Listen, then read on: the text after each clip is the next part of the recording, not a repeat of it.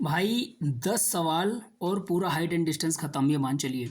देखिए, ये जो क्लास है ये पूरा बेस्ड है पूरा एनटीपीसी मेंस लेवल और सीजीएल लेवल, ठीक है ना। यानी इसमें जो क्वेश्चन होने वाले हैं वो बहुत तगड़े question with the shortest solution, तगड़े क्वेश्चन और शॉर्ट सोल्यूशन, है ना। उसके पहले मैं थोड़ी बेसिक बेसिक बातें आप लोग को बता दूंगा और बाकी स्पीड से सारे सवाल उड़ाएंगे। और ये 10 सवाल, ये मान के चलिए, अगर ये 10 सवाल का कॉन्सेप्ट आपने सीख लिए तो there is not a single question जो आप ना कर पाओ। सारे क्वेश्चन फटाफट उड़ाओगे 1 सेकंड में। बस ये 10 सवाल के क्वेश्चन आपको बिल्कुल एक एक चीज़ को बहुत ध्यान से और गौर से समझते समझते चलना होगा मेरे प्यारे भाई, ठीक है ना। तो मैं ज़्यादा समय गवा 1 सेकंड, ज़्यादा समय में ख़राब नहीं करूँगा, सीधा सीधा सवाल पे थोड़े से कॉन्सेप्ट बताऊँगा, फटाक से सीधा सवाल कराऊँगा दोस्तों।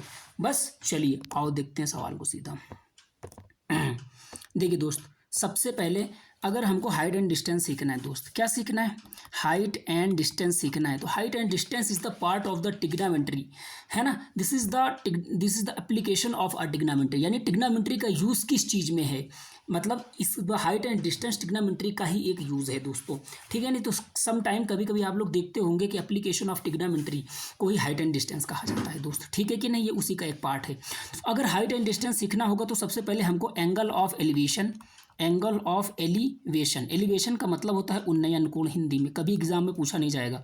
और एंगल ऑफ डिप्रिसिएशन का मतलब होता है अवनमन कोण, ठीक है दोस्त। उन्नयन कोण क्या होता है? मान लीजिए कोई एक ये पेड़ है, मान लीजिए क्या है, एक कोई पेड़ है, इस पर एक आम लगा हुआ है, ठीक है नहीं, इस पर कोई एक आम लगा हुआ है और आप नीचे खड़े हुए हैं, तो आप इस आम को देख रहे हैं, तो जो आपकी आंख से जो एक एंगल बनेगा उसे हम लोग क्या कहते हैं, मतलब एक आपकी ये इसको कहते हैं दृष्टि रेखा और इसको क्षैतिज रेखा हालांकि कहते हैं।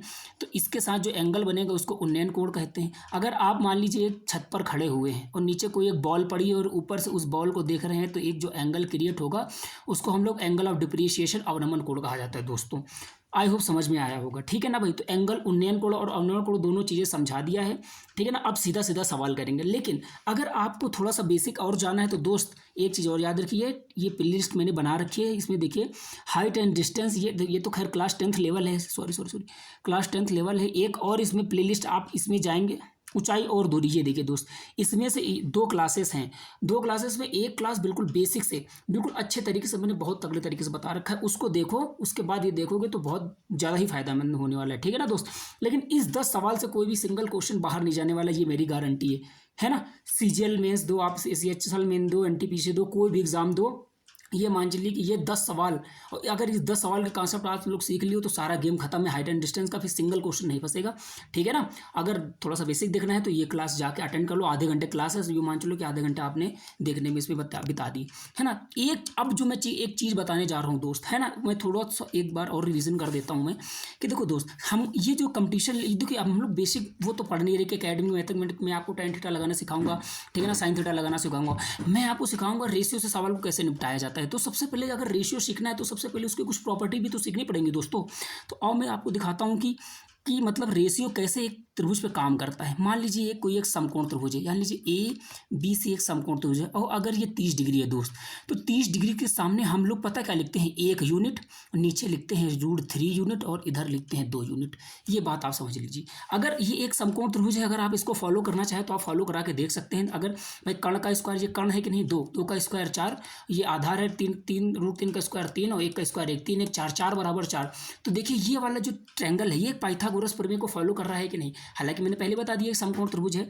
तो दोस्तों मैंने क्या बताया कि 30 के सामने 1 होगा, उसके नीचे देखो, अगर दोस्त समझो इधर ये लो, अगर एक कोई ट्रायंगल है, अगर इधर हमने 30 लिख दिया, इधर लिख दिया दोस्तों 60, इधर लिख दिया 90, तो 60 के सामने दोस्तों √3 होगा, 30 के सामने 1 होगा और 90 के सामने 2 होगा। और एक बच्चों जब आप छोटे हो गए, मतलब 2 यूनिट, ये यूनिट में चलेगा, ये यूनिट में चलेगा दोस्त, ठीक है ना, ये 2 यूनिट है, ये यूनिट है दोस्त। अब जब आप लोग छोटे हो गए तो एक चीज़ आप लोगों ने पढ़ी होगी कक्षा 8 या 9 में, बड़े कोण के सामने की भुजा बड़ी होती है, बड़े कोण के सामने की भुजा बड़ी होती है, तो ये 90 डिग्री है दोस्त।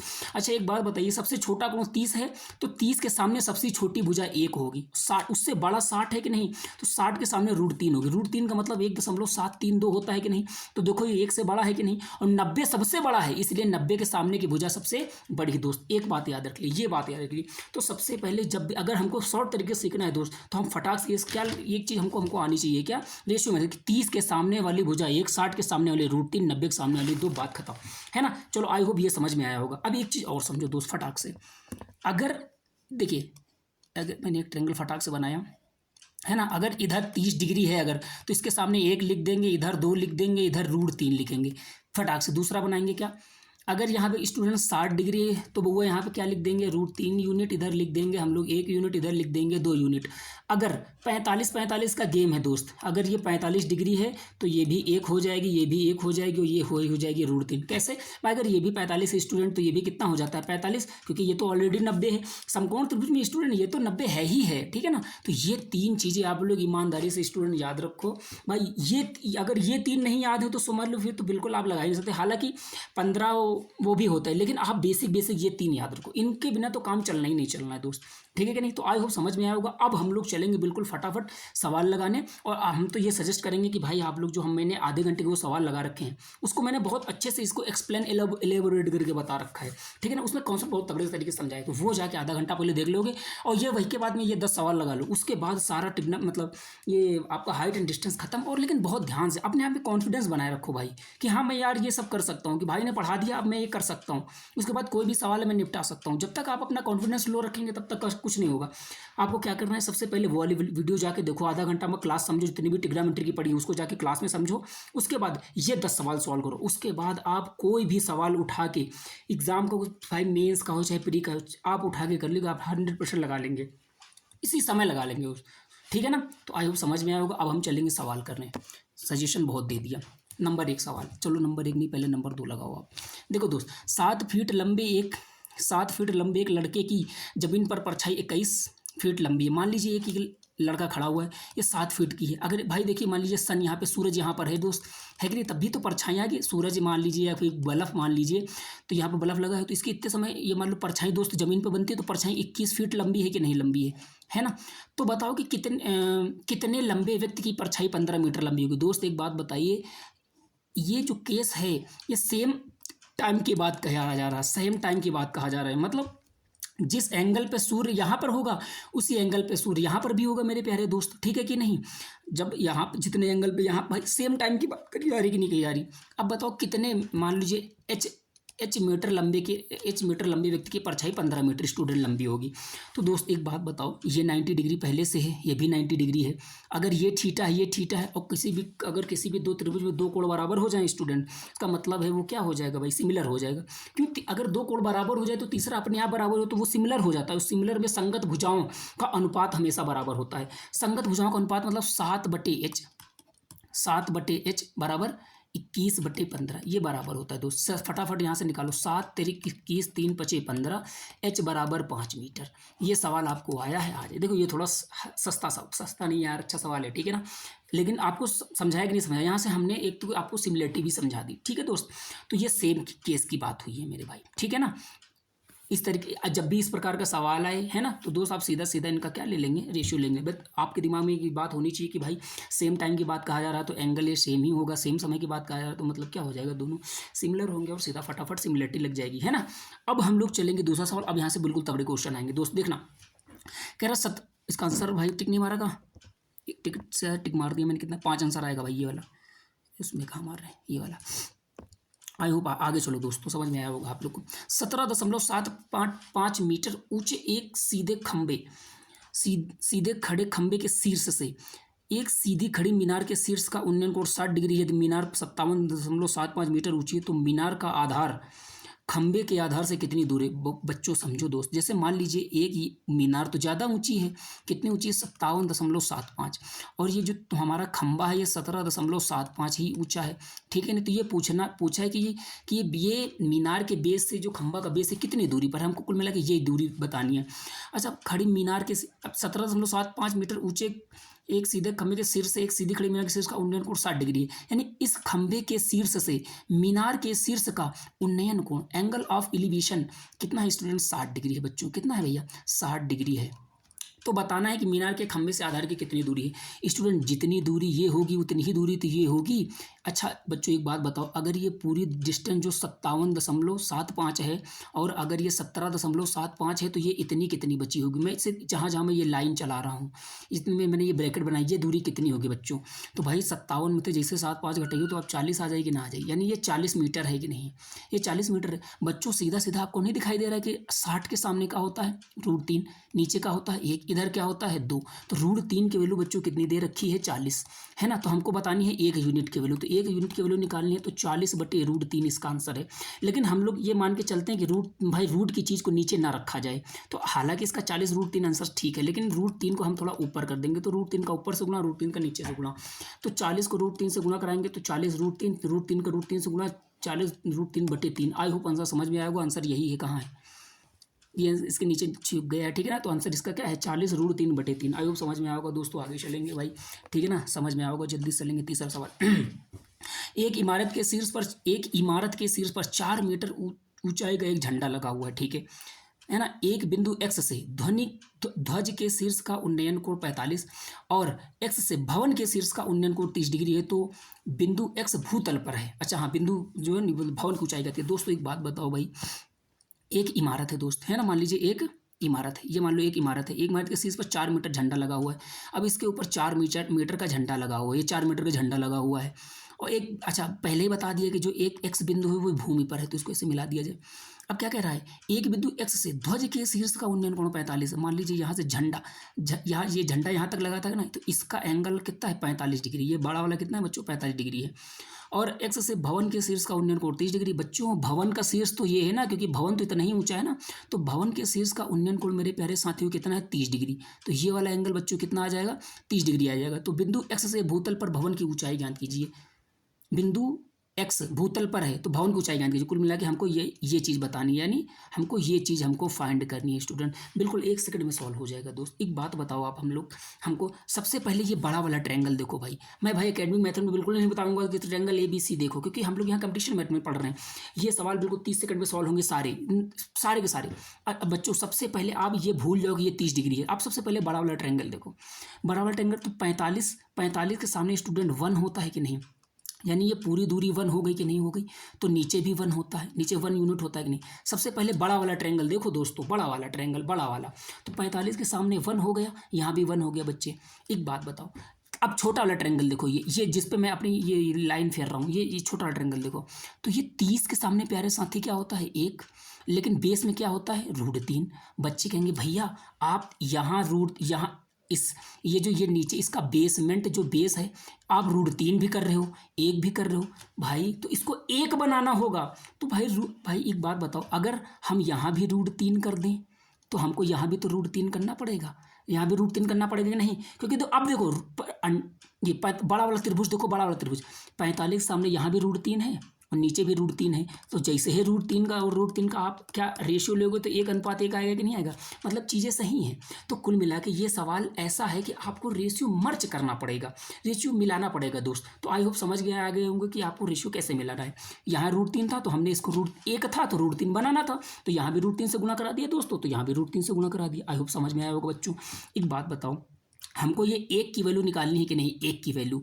अच्छा बच्चों एक बात बताओ, हमको ये झंडे की ऊंचाई पता है, तो झंडे की ऊंचाई हम यूनिट में निकालेंगे। बच्चों एक बात बताओ, ये पूरी दूरी √3 है कि नहीं, तो √3। अगर √3 में से ये 1 घटा दें, ये 1 घटा दें, ये 1 हम घटा देंगे तो किसकी झंडे की वैल्यू हुई तो निकल आएगी भाई। ये पूरा हमारे ये था पूरा मतलब पूरी इतनी दूरी √3 थी, और इसमें से 1 ये घटा दें, ये मतलब घर की ऊंचाई घटा देंगे तो झंडे की ऊंचाई निकल आई कि नहीं निकल आई यूनिट में। और झंडे की ऊंचाई वास्तव में है कितनी 4, और हमको निकालनी कितने की वैल्यू है 1 की वैल्यू निकालनी है। घर की ऊंचाई निकालनी है कि नहीं, 1 की वैल्यू निकालनी है। तो दोस्त यहाँ से 1 की वैल्यू हम कैसे निकालेंगे 4/√3 - 1। अब भाई इसका रेशनलाइजेशन फटाफट कराओ, √3 + 1 √3 + 1, 4 का √3 + 1 से कराओ 4 √3 + 1, √3 का स्क्वायर 3 - 1। अरे भाई 1 + b + b - b है तो यहाँ आ जाएगा जाएगा 2 से 2 काटो 2√3 + 1 आंसर कहाँ है 2√3 + 1 इसका आंसर है। आई होप समझ में आएगा दोस्त। अच्छा एक बात आप बताइए, अगर हमसे ये पूछ देता कि भवन का फूट पॉइंट पाद बिंदु भवन का फूट पॉइंट बिंदु x से कितनी दूरी पर है दोस्त, तो √3 - 1 बराबर मैंने 4 रखा था, तो यहाँ से √3 की वैल्यू दोस्त यहाँ से हम निकाल देते है ना। तो ये हमको कुल जैसे यहाँ पर मैंने 1 की वैल्यू निकाल ली है तो आप वहाँ पे √3 की वैल्यू निकाल देंगे और फटाक से आंसर आ जाएगा दोस्त। आई होप समझ में आएगा। बहुत अच्छा सवाल है, आगे चलेंगे हम लोग, समय नहीं खराब करेंगे। चौथा नंबर सवाल आ जाओ। कह रहा है मोहित 60 मीटर ऊंची इमारत से कुछ दूरी पर खड़ा हुआ है। मोहित 1.8 मीटर लंबा है। अच्छा भाई ये मान लो इतनी दूर, ये इमारत है हमारी, ये इमारत कितनी है 60 मीटर, जो है 60 मीटर ऊंची इमारत है। मोहित जो है 1.8 मीटर लंबा है भाई, है ना। तो ये मान चलो कि भैया ये मोहित इधर 1.8 मीटर लंबा है। जब हाँ ठीक है दोस्त, जब मोहित भवन की ओर चलना चालू करता है, तो मान लो भैया यहाँ था, अब धीरे धीरे धीरे धीरे धीरे धीरे धीरे यहाँ पर आ गया कि नहीं आ गया भवन को चलना, तो उसके सिर से उन्नयन कोण 45 से 60 हो जाता है। तो भाई इसका सर तो ऊपर होगा ना, तो उन्नयन कोण बच्चों अगर पहले 45 था स्टूडेंट्स मेरे भाई, अगर कितना था 45 था, तो अब मेरे प्यारे साथी कितना हो गया 60 डिग्री हो गया बच्चों। आई होप समझ में आया होगा 60 डिग्री। मोहित ने भवन की ओर कितनी दूरी तय करी है, तो बच्चों मोहित ने भवन की ओर कितनी दूरी, यानी हमको ये डिस्टेंस बतानी है बच्चों, चाहे ये निकाल लो चाहे आप नीचे ये निकाल लीजिए, है ना, दोनों बात एक ही है स्टूडेंट्स मेरे प्यारे भाई। लेकिन दोस्त एक बात बताओ, अगर ये पूरी यहाँ से लेके यहाँ तक दूरी 60 मीटर है और इतनी 1.8 मीटर है, तो इतनी कितनी होगी, मतलब जितने में मैंने ये ब्रैकेट बनाया तो इतनी कितनी होगी, तो 60 में से जब 2 घटाएंगे तो 58 आएगा, और फिर 2 और जोड़ दो 58.2 आ जाएगा बच्चों। अब देखो मेरे प्यारे साथी, फिर से हम लोग क्या रेशियो मर्ज करेंगे बच्चों, क्या मर्ज करेंगे, रेशियो मर्ज करेंगे। ये वाला ट्रायंगल देखो 60 वाला है ना, 60 के सामने स्टूडेंट कितना होता है √3, नीचे कितना होता है 1। समझ में आया कि नहीं आया बच्चों। अब बड़ा वाला ट्रायंगल देखो, ये बड़ा वाला ट्रायंगल, ये वाला देखो बड़ा वाला ट्रायंगल बच्चों, अगर 45 के सामने √3 है तो इसका आधार भी मेरे साथ ही कितना होगा √3, मतलब ये भी नीचे क्या होगा बच्चों √3। अब ये पूरा इतना कितना है √3, इतना कितना है 1 यूनिट, तो इतना जितना हमको निकालना है, यानी क्वेश्चन मार्क कितना आ जाएगा √3 - 1, यानी हमको फाइंड क्या करना है √3 - 1 बच्चों। और √3 की वैल्यू स्टूडेंट्स यहाँ देखो दे रखी है, √3 की वैल्यू स्टूडेंट कितनी है 58.2 यूनिट, तो हमको निकालना है √3 - 1 की वैल्यू। तो यहाँ से अगर बच्चों हम 1 यूनिट की वैल्यू निकलबे तो 58.2 बटे √3, और हमको निकालना किसकी है √3 - 1 की, तो √3 - 1 का इधर भी गुणा करा दो, √3 - 1 का इधर भी गुणा करा दो, और √3 - 1 का इधर भी गुणा करा दो। तो देखो √3 - 1 की वैल्यू निकल आ रही है कि नहीं फटाफट, यानी इसी की वैल्यू हमको निकालनी है। अब देखो बच्चों √3 का ऊपर से गुणा, √3 का नीचे से गुणा, क्योंकि रेशनलाइजेशन करना है। मैंने बताया कि रूट की चीज़ को कभी नीचे मत रखा करो, ठीक है ना बच्चों। तो फिर क्या आएगा 58.2, अब √3 का हिम्मत 3 से गुणा करिए तो 3, √3 का 1 से गुणा √3। अब बताओ √3 का इस √3 से गुणा हुई तो 3 को 3 एकम 3, 2 बचे 3 9 27 और 1 बचा 3, 3 चौको 12, और फिर 3 माइनस √3, 19.43 माइनस √3 कहाँ है 19.43, चौथा ऑप्शन मेरे प्यारे भाई सही है। तो आई होप समझ में आया होगा दोस्त। ये सवाल भाई जब जितनी ज़्यादा प्रैक्टिस करोगे भाई उतनी ही ज़्यादा आएगा। हाँ, a perfect practice makes a man perfect. अब प्रैक्टिस आप करो तो भाई ये चीज़ अभी मैं इतनी स्पीड से समझ जाता हूँ, लेकिन आपको रेशियो बुलाने में थोड़ी सी दिक्कत होगी। आप इस पर 20 सवाल लगा लो प्रीवियस ईयर, वो अच्छे सवाल लगाए हो, प्रीवियस ईयर 20 सवाल लगा लो, इसके बाद फिर ये मान चलो कि कोई सिंगल क्वेश्चन भी नहीं बचेगा दोस्त, ठीक है कि नहीं। चलो आगे चलते मेरे प्यारे भाई, ठीक है ना। आई होप समझ में आया होगा। एक बात और मैं बता देना चाहता हूँ, जो कि हालांकि मैं पहले बेसिक क्लास में बता चुका हूँ, कि मान लीजिए आप यहाँ खड़े हुए हैं, आप इतने समय यहाँ पे 30 डिग्री है, तो जैसे जैसे आप इस भवन की ओर जाएंगे तो एंगल बच्चों बढ़ता चला जाएगा। यहाँ 60 हो जाएगा, तो फिर यहाँ से 75 हो जाएगा, मतलब जैसे ही आप किसी भी बॉडी की ओर अप्रोच होते हैं तो एंगल ऑफ एलिवेशन हमेशा इंक्रीज हो जाता है। When we backward in any object, तो एंगल ऑफ एलिवेशन क्या होता है डिक्रीज होता चला जाता है। ये चीज़ मैंने कॉन्सेप्ट वाली क्लास में बता रखी है, उसको जाके देखिए जाके मतलब। पांचवा देखो, समान ऊंचाई के 2 खंबे हैं बच्चों, ए और बी, 40 मीटर चौड़ी सड़क के विपरीत दिशा में है। बच्चों एक बात बताओ, यहाँ पे लंबाई बराबर है, दोनों समान ऊंचाई के खंबे, बिजली के खंबे दोनों समान ऊंचाई के हैं, 40 मीटर चौड़ी की विपरीत दिशा में खड़े हैं। यानी भाई अगर ये मान लो 40 मीटर चौड़ी सड़क है, ये क्या है 40 मीटर हमारी चौड़ी सड़क है, एक इस तरफ खड़ा है एक इस तरफ खड़ा हुआ है, और समान लंबाई के हैं। एक चीज़ जान लीजिएगा भाई, खंभों के बीच सड़क पर एक बिंदु पर खंभों ए और बी के, मान लीजिए इसको ए बच्चों ए मान लो, इसको खंभा, इसको बी मान लो, है ना दोस्त। खंभों के बीच सड़क पर बिंदु पर खंभों ए और बी के शीर्ष का उन्नयन कोण 30 और 45 है। 30 और 45 है। तो बच्चों मान 30 और कितना है 45 है बच्चों, ठीक है कि नहीं। तो 30 और 45 है, ठीक है कि नहीं। तो एक तरफ आपको हम लोग क्या लिख लेना है 30 डिग्री लिख लेना है, एक तरफ क्या लिख लेना है 45 डिग्री। एक सेकंड भाई, ठीक है ना भाई, एक तरफ 30 है तो दूसरी तरफ कितना है 45 है ना। अच्छा बच्चों बताओ फटाफट हमको करना है। 30 के सामने 1 होता है, नीचे कितना होता है बच्चों √3। देखो नीचे कितना होता है √3, ये यहाँ से यहाँ तक है जहाँ पर ये बिंदु है, इस बिंदु की बात कर रहे हैं ना। 45 आने स्टूडेंट कितना होता है 1 और नीचे कितना हो जाएगा 1 यूनिट। अरे कैसे चल रहा है ये 1 यूनिट, अरे यार भाई ये 1 यूनिट है, ये कितना ये 3 यूनिट बच्चों। अच्छा एक बात बताइए, अगर यहाँ कहीं 60 दिया होता ना बच्चों तो इसके सामने √3 हो जाता। फिर हम पता क्या करते हैं भाई, इधर √3 है इधर 1 है, लेकिन सवाल में क्या कह रहा खंभे तो समान ऊंचाई के हैं, तो बच्चों हमको यहाँ भी √3 करना पड़ता है, यानी √3 से इधर गुणा कराते √3 से इधर गुणा कराते। लेकिन सवाल किस्मत क्या है, किस्मत तो अच्छी है कि भाई यहाँ भी 1 आ गया, यहाँ भी 1 आ गया, तो खंभे की हमको ऊंचाई को बराबर करना नहीं पड़ा। लेकिन अगर मान लो यहाँ 60 होता तो 60 के सामने √3 आ जाता है ना, लेकिन तो यहाँ √3 आ जाता, यहाँ 1 आ जाता, गड़बड़ बात थी कि नहीं थी, क्योंकि सवाल में वो बता रहा है कि भैया समान ऊंचाई के खंभे हैं, तो बउआ अगर यहाँ √3 होता तो यहाँ भी √3 हमको करना पड़ता, ठीक है ना। आई होप हमने समझा दिया है पूरी बात, ठीक है कि नहीं, लेकिन आप समझ गए होंगे। अब दोस्तों को यहाँ से लेके यहाँ तक की दूरी √3 है, यहाँ से लेके यहाँ तक की दूरी 1 है, तो यानी कुल मिला के दूरी कितनी है √3 + 1 यूनिट, बराबर में कितना है 40 मीटर, बराबर में कितना है 40 मीटर। हमको निकालना क्या भाई, कह रहा है कि तो स्तंभ ए के पाद बिंदु से दूरी ज्ञात कीजिए। स्तंभ ए से यहाँ तक की दूरी बताओ, यहाँ तक की दूरी है कितनी √3, यानी √3 + 1 की वैल्यू 40 है, तो हमको √3 की वैल्यू बतानी है। तो अरे भाई √3 की वैल्यू कैसे निकलेगी 40 बटे √3 + 1 इंटू √3। अरे भाई पहले इसकी 1 की वैल्यू निकाल लिया, 1 की वैल्यू कितनी निकलेगी 40 बटे √3 + 1, और √3 से इधर भी गुणा √3 से इधर भी गुणा, तो दोनों तरफ हो गया कि नहीं आ गया, तो यानी √3 की वैल्यू निकालनी है। अब समझो हमको इसको परिमेयकरण कराना है कि नहीं, √3 - 1 √3 - 1 से ऊपर नीचे गुणा करा दो, फिर दोस्त क्या आ जाएगा 40। इस √3 का जब इस √3 से गुणा होगा तो 3 आएगा, इसका √3 से 1 से गुणा होगा √3 आ जाएगा दोस्त। अब एक बात समझो, एक ब्रैकेट में a + b एक ब्रैकेट में a - b है, तो a² - b² √3 का स्क्वायर 3 -1 का स्क्वायर 1, 3 में से 1 घट गया 2, 2 से काटो 20, 3 - √3, यही हमारा आंसर है दोस्त। बिल्कुल सेकंडों में सवाल सॉल्व होंगे, है ना। 20 3 - √3 मतलब √3, जो समझ पाए कि नहीं समझ पाए, आप समझ में होगा। आगे चलेंगे सवाल, 4 नंबर सवाल दोस्त देखो, 18 मीटर और 30.5 मीटर ऊंचाई वाले 2 खंबे के शीर्ष एक तार से जुड़े हुए हैं दोस्त। यानी भाई देखो, जैसे मान लो एक खंबा जो है 30.5 मीटर ऊंचाई का था, और एक खंबा थोड़ा भाई छोटा है क्योंकि उसकी 18 मीटर लंबाई दे रखी है ना दोस्त, 18 मीटर शीर्ष तार से जुड़ी। यदि तार 36 से 30 डिग्री, 36 का मतलब होता है जमीन से 30 डिग्री कोण बनाता है। पहली बात बच्चों, ये ऐसे जुड़े थे, लेकिन ये 36 के साथ कितने डिग्री कोण बनाता है बच्चों, ये देखो ऐसे 36 के साथ 30 डिग्री कोण बनाता है। तो बताओ तार की लंबाई ज्ञात कीजिए, यानी ये जितने ये तार जहाँ तक जुड़े थे, ये तार की लंबाई आप हमको बता दो।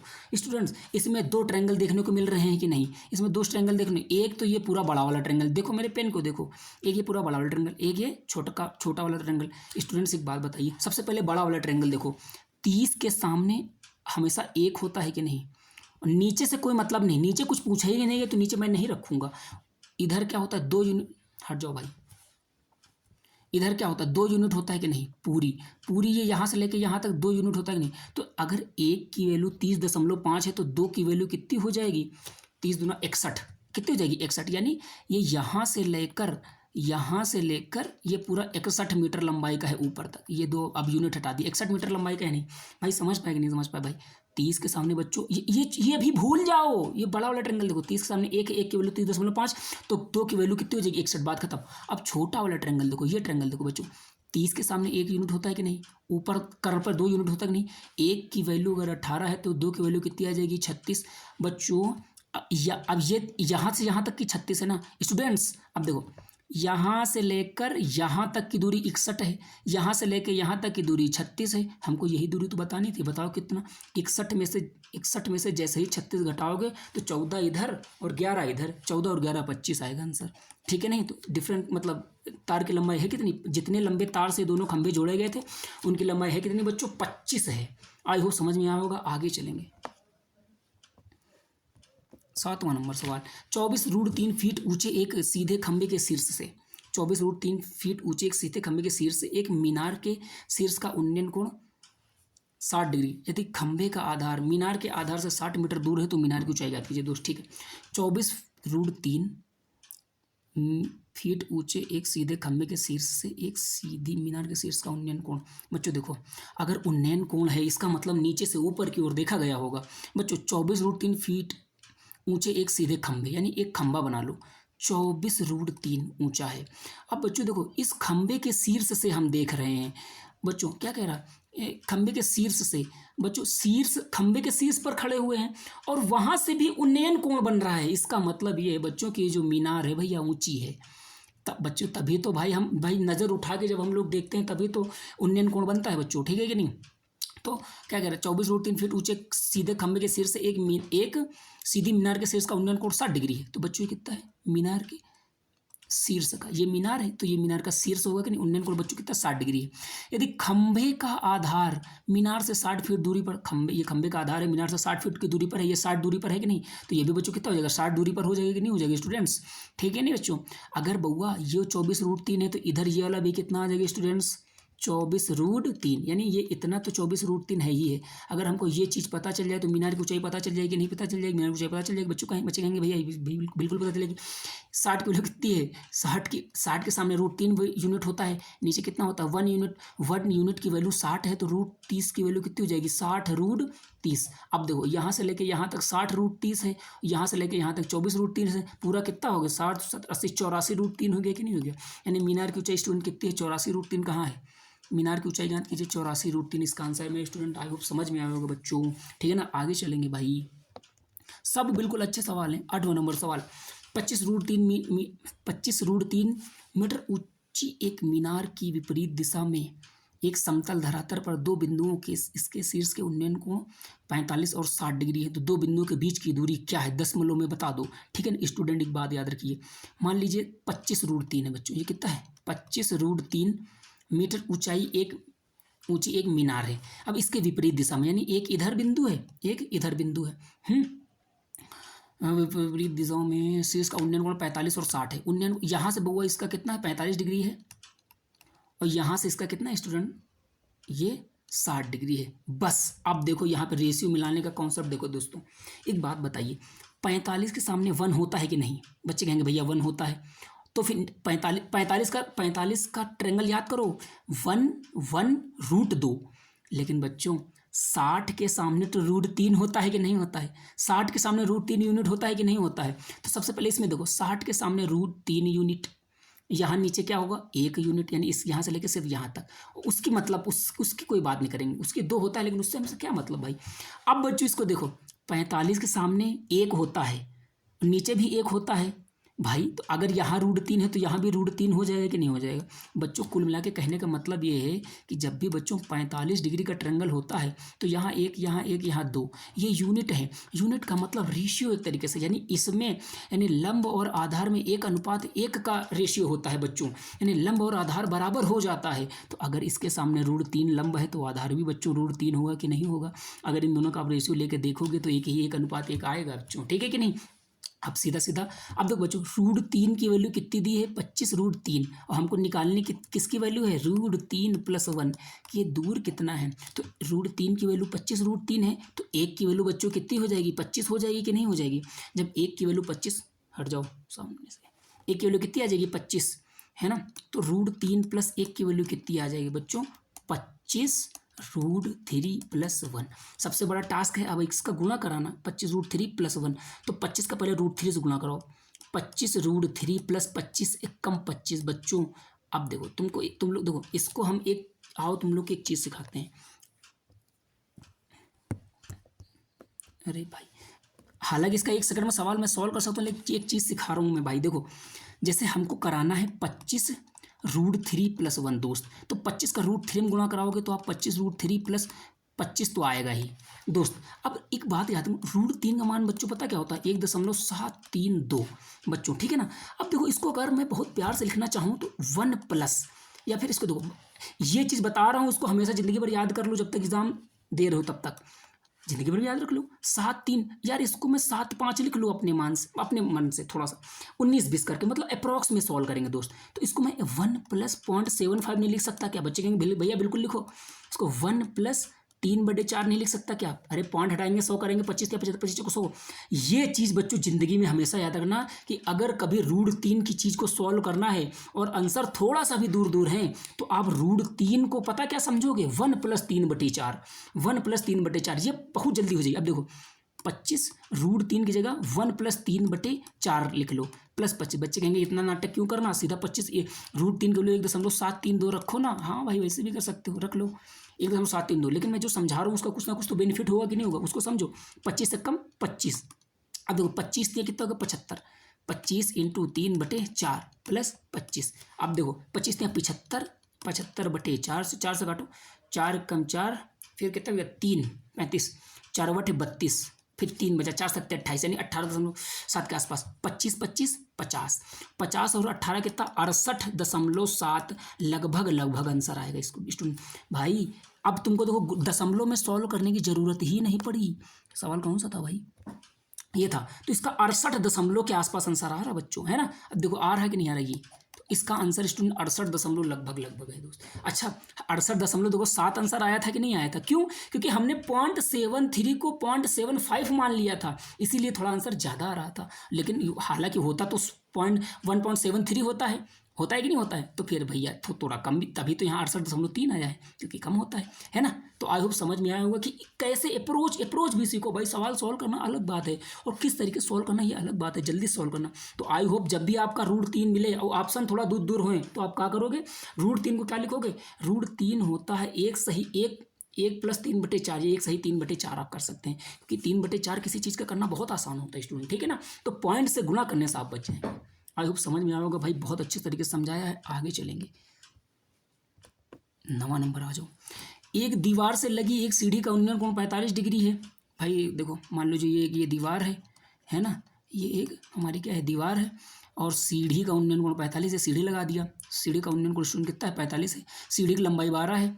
तो दीवार और सीढ़ी के निचले भाग के बीच की दूरी, भाई सीढ़ी के निचला भाग ये है, दीवार ये है, तो 45 सामने 1 1 √2। लेकिन कह क्या रहा है कि भैया जो हमारी सीढ़ी की लंबाई है, सीढ़ी की लंबाई 12 है, यानी √2 की वैल्यू स्टूडेंट कितनी है? 12। तो हमको 1 की वैल्यू निकालनी है भाई, यहाँ से लेके यहाँ तक 1 की वैल्यू, तो 12/√2। रूट की चीज़ हमेशा नीचे नहीं रखी जाती है, तो 12 √2 का गुणा 2 से 2 से 2 कट गया, 6 √2। ये तो बच्चों वाला सवाल था भाई, कहाँ से आ गया 6 √2? लेकिन ये प्रीवियस ईयर आया है भाई, तगड़ा सवाल है ना?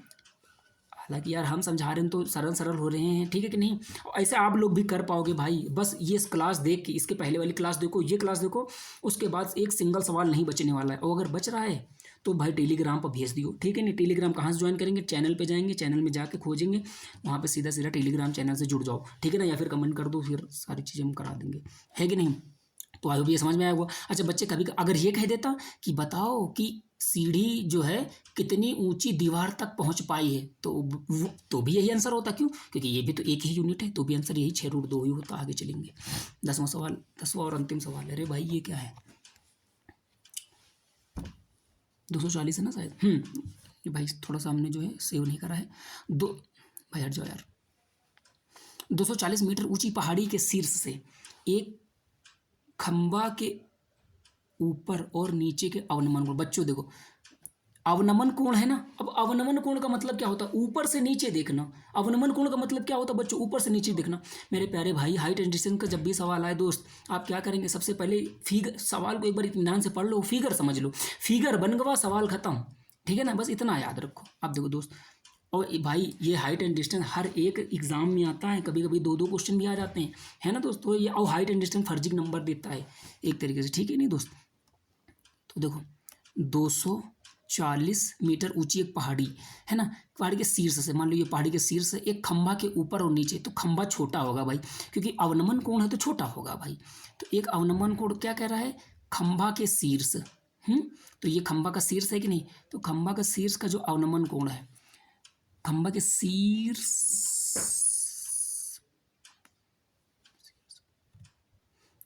पहाड़ी के शीर्ष से एक खंभा के ऊपर और नीचे, हाँ खंभा के शीर्ष से खंभा के ऊपर कह दो।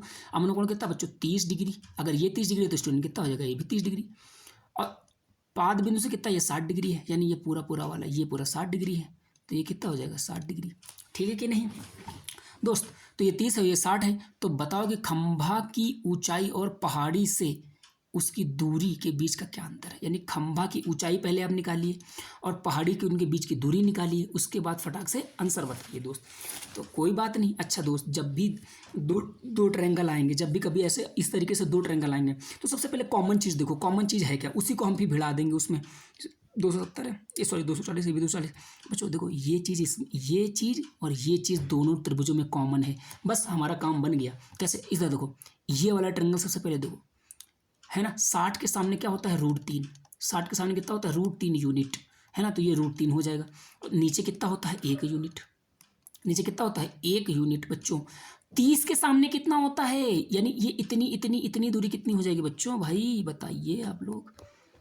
कलर चेंज कर लें थोड़ा सा ताकि समझ में आए, है ना।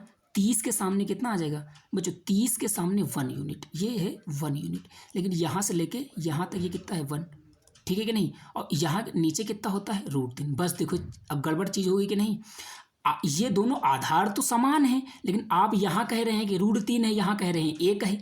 बच्चों अगर यहाँ √3 है तो यहाँ भी √3 करना पड़ेगा कि नहीं, लेकिन यहाँ 1 है। तो बच्चों अगर यहाँ √3 से गुणा हम करा दें तो √3 हो जाए कि नहीं। तो 1 × √3 हो गया। बच्चों अगर आपने यहाँ √3 से गुणा कराया है तो इसमें भी तो √3 से गुणा कराओ, यानी 3 यूनिट बच्चों। यानी अब ये सारा अब ये दोनों जो है आपस में ये मर्ज हो चुके हैं, दोनों त्रिभुज आपस में मर्ज हो चुके हैं बच्चों। ठीक है नहीं। यानी अब ये दूरी ऊंची, ये अब ये काम नहीं करेगी, अब ये जो है काम नहीं करेगी। अब मेन ये 3 है, ये √3 है, और ये √3 है, और ये वाली हमारी क्या है, 1 है। अब देखो बताना क्या है बच्चों, पहले हमको बताना है ये ऊंचाई। तो ये ऊंचाई इस ऊंचाई के बराबर है कि नहीं बच्चों। अगर ये पूरा यहाँ से लेके यहाँ तक 3 है और यहाँ से लेके यहाँ तक 1 है, तो ये कितनी बचेगी बच्चों, बचेंगे भैया ये 2 यूनिट है। ये कितनी यूनिट है, 2 यूनिट। अगर ये 2 यूनिट है तो इसके सामने ये भी 2 यूनिट है, बचेंगे भैया। बिल्कुल सही, समझ में आ रहा बिल्कुल। और ये कितनी थी, √3। तो हमको अंतर निकालना है कि नहीं, कि भैया खंभा की ऊंचाई और पहाड़ी से उसके बीच की दूरी का अंतर क्या है। तो 2 - √3, 2 - √3। बच्चे कहेंगे √3 - 2 नहीं हो सकता। अरे नहीं भाई, 2 बड़ा होता है, अंतर का मतलब बड़े में से छोटी चीज़ घटाई जाती है। तो 2 बड़ा होता है तो 2 - √3 आएगा, है ना। इसकी वैल्यू निकालनी है, यानी इतने यूनिट की वैल्यू निकालनी है बच्चों। अब देखो दिया क्या है बच्चों, 240। तो 240 किसकी वैल्यू थी, 3। यहाँ 3 यूनिट की वैल्यू 240 दे रखी है कि नहीं। तो स्टूडेंट्स 3 की वैल्यू 240 है। 1 की वैल्यू कितनी आ जाएगी, 3 × 8 = 24, 80। तो 2 - √3 की वैल्यू कितनी आ जाएगी, 80। 2 - √3, यही आपका आंसर है। और यहाँ से सवाल हो गया ख़त्म भाई। और आप लोग काम बता रहे हैं कि भाई इसके जाके पहले वाली क्लास देख लो जाके, है ना। और जिसको एकेडमिक में देखना है तो भाई हमने 10th लेवल पे बिल्कुल tan थीटा एंड थीटा मान के बहुत अच्छे समझाया, तो उसके भी देख लो भाई। आज ये मान चलो कि अगर आपने इस हाइट एंड डिस्टेंस पे 2 घंटे दे दिए, क्लास 10 वाली आधे घंटे की वीडियो देख लो जाके। उसके बाद इसमें भाई इसकी एक तो है ही है, एक तो ये मैंने ये है, लेकिन इसके पहले बेसिक वाली देख लो जाके, वो देख लियो और ये देख लियो। इसके बाद भाई कंपटीशन एग्जाम का एक सिंगल क्वेश्चन नहीं बचने वाला है। आप चाहे NTPC दो, ग्रुप डी दो, है ना, और LP दो, CGL CHSL कोई भी एग्जाम दीजिए, UP पुलिस SI वसाई कुछ भी दो, इससे कठिन भाई नहीं आएगा, ये मेरी गारंटी है। अगर ना मानो तो जाके आप कोई भी मॉक सॉल्व कर लो, जाके कहीं से भी क्वेश्चन उठा लो, सारे सवाल हो जाएंगे। थोड़ा बहुत सवाल कठिन हो सकता है, लेकिन इससे बाहर कॉन्सेप्ट नहीं जाने वाला है। अच्छा बच्चों एक बात और बता रहे, एक जो है क्लास हमने ली है शॉर्ट मेथड, मतलब बहुत शॉर्ट में, मतलब एक तरीके से ट्रिक वाली है, ठीक है नहीं। उसको भी आप जाके 2 मिनट सीरीज है, वो भी जाके आप लोग कवर कर लो जाके, है ना। उसमें भी बहुत अच्छे अच्छे तरीके मैंने बता रखे, कॉन्सेप्ट सिखा रखे हैं, ठीक है ना। उसको कवर करिए भाई, और मस्त आपका मुझे मान चलिए कि ये भाई आप हमने तो ये पूरा अपनी तब से पूरा सिखा दिया है। 10 क्वेश्चन में पूरा सवाल सारा खत्म हो गया, ठीक है ना भाई। तो बस आज हाइट एंड डिस्टेंस को मैंने पूरा निपटवा दिया है, और मैंने बता ही दिया है कैसे क्या क्या आप लोग को करना है। इसके बाद से आपको कोई भी एक सिंगल सवाल नहीं रहेगा। अगर रहता है तो कमेंट में कुछ कह भी सकते हैं भाई, है ना, कि भैया यार थोड़ा सा यहाँ नहीं समझ में आया है और थोड़ा बता दीजिए, ठीक है दोस्तों। अब हम लोग जो है एंड करते हैं, और ये प्ले लिस्ट में जाके भाई देखो, जैसे ये 10 बढ़िया सवाल है ना, ये इसको जाके सब लोग कवर करो भाई, है ना। बहुत इंपॉर्टेंट सीरीज़ है भाई दोस्त, ये इसको भी जाके कवर करो, बहुत अच्छे तरीके से समझाया रखा है। और ये देखो ये आपको शॉर्ट वीडियो बता रखे हैं भाई, है शॉर्ट वीडियो, मतलब ये 10-10 30-30 सेकंड के हैं, 8 हैं, इसमें भी बहुत अच्छे तरीके से मैंने समझा रखा है दोस्त। और ये 10 क्वेश्चन सीरीज देखो, यहाँ भी 10 इंपॉर्टेंट क्वेश्चन दोस्त, है ना। जाके आप लोग कवर करिए भाई, ठीक है ना। बहुत सारी चीज़ें यार पढ़ने को हैं यार, है ना। एक तरीके से काफ़ी चीज़ें हैं, डेली एक एक वीडियो देख लेंगे तो और हाँ, एक बात और बता दें, बहुत ज़्यादा आप लोग को फ़ायदा होने वाला है। और मैं भी एक स्टूडेंट हूँ भाई, है ना। तो मैं बताता हूँ कि भाई यार स्टूडेंट को किस तरीके से करना है भाई। मैंने भी एग्ज़ाम निकाले तो यार पता रहता है कि यार किस तरीके से कंप्लीट स्कोर कर रखा है, ठीक है ना। कैसे आप लोग भी कर पाएंगे। तो मैं जिस तरीके से अप्रोच मैंने अपनी जिस तरीके से मैंने खुद अप्रोच लगाकर फुल मार्क्स गेन किए हैं कि नहीं, लगभग एसएससी में भी और मतलब मेंस में भी 90 में 90 और सारी चीज़ें, ठीक है ना। और एनटीपीसी में भी ग्रेजुएशन लेवल और अंडर ग्रेजुएट में भी, है ना। तो फिर वही आप लोग को बताने की कोशिश करता हूँ। हम भाई ये 100% गारंटी के साथ आपसे कह सकते हैं कि अगर चीज़ से इसी तरीके से चीज़ें आप लोग पढ़ते रहेंगे ना, तो सामने ये मान चलिए कि भाई आपको 100% श्योर फ़ायदा होने वाला है, ठीक है ना भाई। चलिए भाई ख़त्म करते हैं आज। एक सेकंड भाई, ठीक है ना। ओके भाई, थैंक यू, धन्यवाद आप सभी लोग का। अब हम लोग क्लास ओवर करते हैं।